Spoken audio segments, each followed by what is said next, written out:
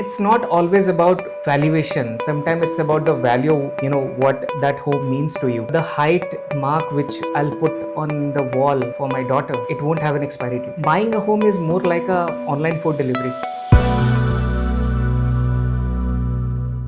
Hello and welcome to the first episode of Housing Matters, where we discuss everything under the roof when it comes to housing. So, we have a guest here who started his home search journey a year ago and was finally able to finalize his apartment recently. Welcome to the show, Rahul. Thank you so much, Shweta. I'm glad to be here and to share my journey. As I understand, you're a first time home buyer and we want to understand your housing journey. So, what made you think of buying a home instead of renting a place in the first place? It started with that same dream how every middle class family has, in a way, right? Having a good bungalow, having a lawn, having a chai in your hand, and you talk to your wife. However, after getting married, after having a daughter, everything changes. That the sense of stability, the sense of, I would say, security, the definition gets changed for you. Obviously, this was my first experience in real estate. The entire discussion moves towards new projects, new builders, new position timelines, and somehow I felt that I got introduced to that real estate MBA. Great. So you'd say it was a life stage based decision, or did you have like a number, a year in your head that, okay, by this age, I want to own a house? So I would say definitely it's the life stage movement, when you decide, because I'm 35, I'm wise enough to choose the right thing, and I'm confident enough to have a commitment. So in short, there is no universal right time, right? There is no universal right time that what's right for me, that's right for you.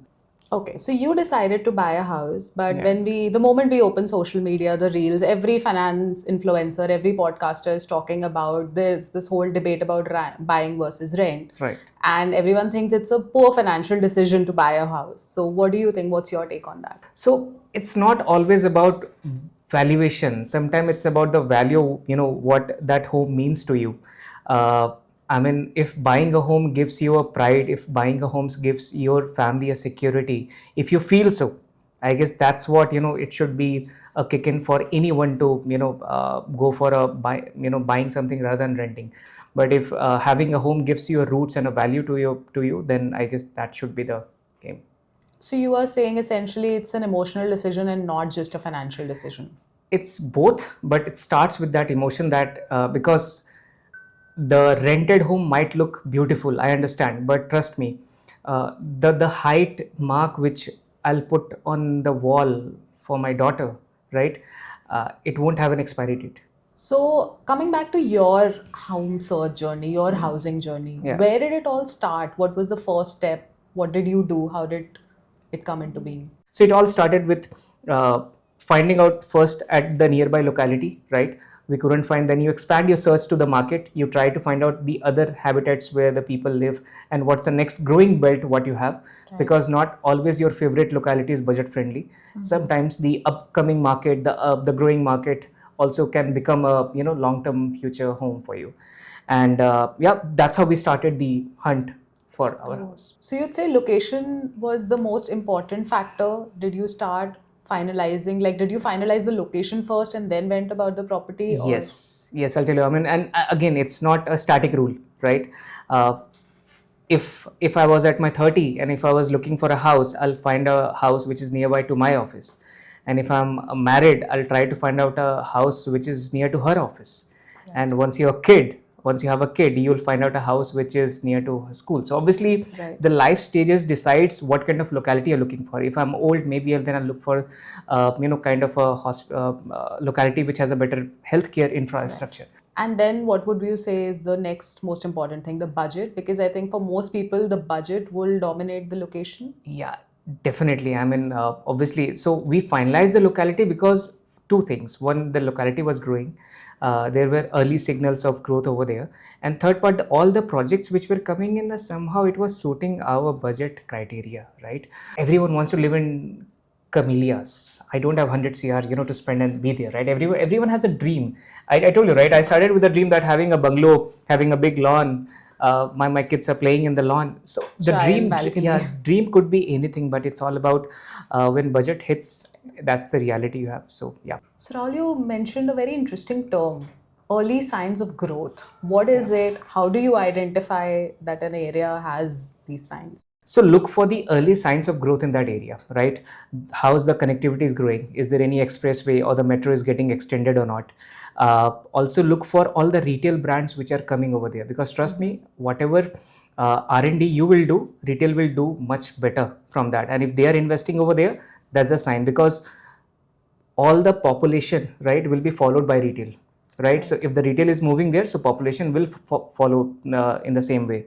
uh, Also, one important part, all the developers who are already there, if they're launching their next phase in the same locality, that's again a sign that that locality is growing. If the existing localities or the buildings over there, or the I would say, whatever society you have, if they are well established, well occupied, and things are moving in the right direction, I guess that's also one of the sign that the habitat is moving in the right direction. So, coming to the most important part of home buying, which is budget. Yeah. What do you suggest? Like, and I know you told me offline that whatever your budget was, you had to Yeah. extend it by Yeah, yeah, yeah. 10%, and you told me that you need to have room. So, True. what will be your advice, suggestion to anyone who's looking to buy? What is it that they should keep in, like, mind before deciding Yeah, it? I mean, I'll tell you, this is for all the home buyers, whomever is, going to buy a new home. The price starting is a myth. The Okay. price ending is reality, right? So if it's a park facing, it's an extra. If it's a non-park facing, then also it's an extra. If it's a corner unit, it's an extra. If it's a non-corner, then also extra. If Is you have it a good, extra yes, either way? yeah, no, no, so extra you have. So buying a home is more like a online food delivery, right? Where add-ons will hurt you more. The price starting is not the something which you should, boast about. It's more around what is hidden cost, what are the GST, what is the maintenance charges, what are the, I would say, parking fee, what are, so there are multiple things which you should be aware about. So, and since we're talking about the price, I'll talk about the builder's credibility more, right? Because uh, a good builder will give you a good project. A great builder will deliver you peace of mind, and that's most important for any home buyer. After spending a huge moolah on your, I would say, house, you don't want to get that, all kind of issues which everyone faces. So it's very important to check the credibility of the builder. Whatever the past project they have delivered, is it good or bad? What is the quality? Was it on time, right? We are not aware of all the jargons, CC, OC, NOC, RERA. No one is aware. And we all learn the same way how we learn parenting, that after spending money. So that's how even I got to know. And again, it's not about that you need to go line by line with this, right? All these documents are like health insurance. You need it when it's actually there's a worst time for you, right? You don't need Right. to know have a PhD on that, but you should be aware that the builders, whatever they are claiming, they have that. Apart from that, you also need to know the area. If you have buying 100 square feet, right? And if your builder says that we have a 30% loading, so you are paying for 100 but you will get 70. How does that work? Yeah, because what happened that all the area of that wall thickness and everything gets loaded in that. So there is a difference between carpet area, built up area, super Right. built area. So you should be aware of this, because you should ask uncomfortable question. You shouldn't get shy. It's your hard earned money which you are putting into the market. And yes, all the miscellaneous cost what I talked about, it has to be checked, verified with them, and that's how things will move on. And is there would you suggest that there is a loading in your own budget? So would you always suggest that if this is your budget, let's say 1 crore is my budget, I should keep a percentage handy as a flexible cost? I would say there is no math or formula for me, but I would say it depends. Now, suppose, as I said about that, maybe the top floor will have a more price and the corner, so it could depend from builder to builder in a way. It's not static as such. So Rahul, you have given us an excellent checklist that I'm sure every prospective buyer will now keep in mind before making a decision. But Right. eventually, let's say you like a house, I like a plot, an apartment, whatever. How do I decide if it's a good deal? What is the deciding factor eventually that what I'm getting is the right price for, the current market estimate? So when we started scouting, obviously I went to multiple developers project. I went there. We looked at the sample flat. Again, sample flats are like that Tinder bio. You'll get to know once you actually start dating, in a way.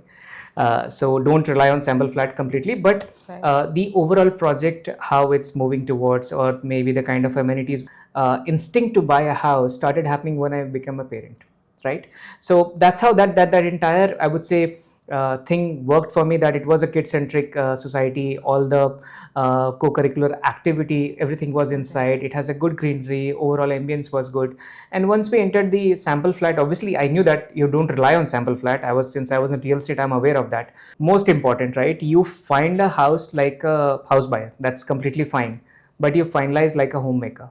But calling it out as a kid centric, there are a few extra USP which actually clicked with us, that whether it's a dance class was inside, there was a music class which was inside, there was a good play area, all the sports curricular was there, all the shopping area was inside. So somehow you feel that it's one vicinity where you can live with your family without even having interaction much from outside place, and it's secure. So for you, the deciding factor was the fact that the USP of the project is very kid friendly and you have a Yeah. young child. Yeah.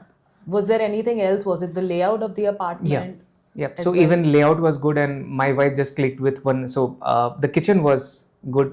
The builder called it as a storage area, but my wife suddenly is like, "ये दीवार तोड़ करके हम यहाँ पे पूजा घर बना लेंगे." I was like, "Yes, that's how you should think, right?" I mean, because once you start visualizing living there, right? Right. Once you Your visit a life. flat and you start thinking that this is the wardrobe space, shall we make it like complete glass and it'll be nice? This is the kids area where you have. One thing I like, there was a deck. So once you enter the balcony, there is a deck of 10 cross 10, and that was a moment for me, because that's something, as a guy, I like, a peace, separate area. I can have a bonfire, have few friends, and just chill out. So I guess the only place which is of my need was that deck. So Rahul, I think you have given us vast information, great pointers that any new prospective home buyer is going to benefit from, I'm sure. So now I'm going to ask you a few rapid fire questions. The first question is, what's the harshest truth about home buying that nobody wants to hear? So your dream house will always be one bracket above your salary. So that's a mental adjustment you have to make. You have to that- make it, yes. And how do you reach out for it if it's out of your budget? You try to compromise on few things, right? I mean, again, the life is all about compromising on, some part. It's not always a trade-off. The second one is, what's the biggest mistake a new home buyer or home buyers tend to make? Don't love the pamphlets and brochure. Get to the reality, right? Understand it, because and ask questions. You don't ask questions. You think that people are gonna judge you. The salesman gonna judge you. It's not about judging. It's your hard-earned money. Be brutal. Ask question. Whatever the uncomfortable question, you can make them. The next question is, knowing what all you know about your home through your home buying journey and all the struggles you must have faced while selecting the best house, what would you do differently? Don't find a perfect home. When I started my home journey, I also looking for a perfect house, which fits the right budget, which fits the right locality, which fits everything. I mean, has everything perfect. The sunlight is perfect, the water is perfect, the humidity is perfect.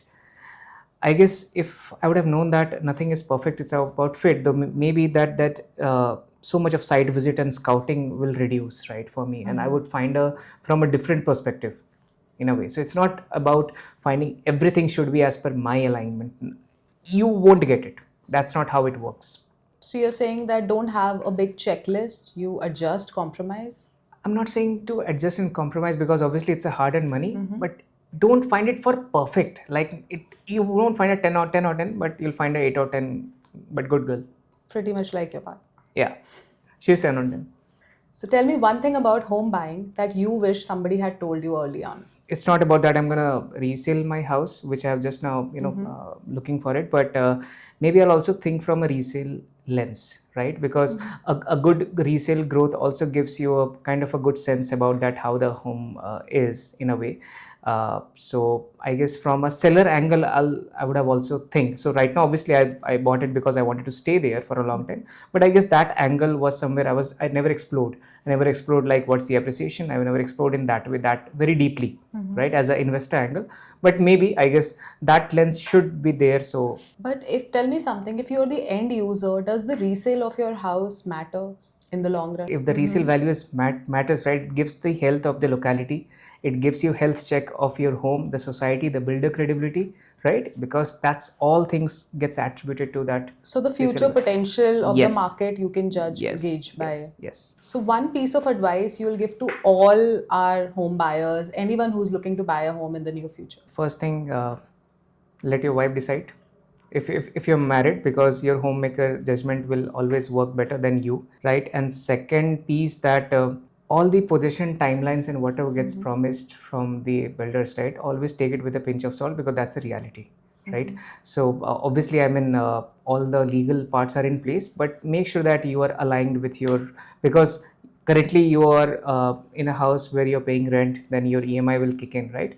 So you should have that kind of flexibility with you, that maybe could be 3-4 months here and there. Thank you for joining us. I hope everyone who's looking to buy a home in the near future will find something useful from this conversation. If you want to hear more from us, keep following Housing.com. For more housing matters, keep watching this space and subscribe to our YouTube channel.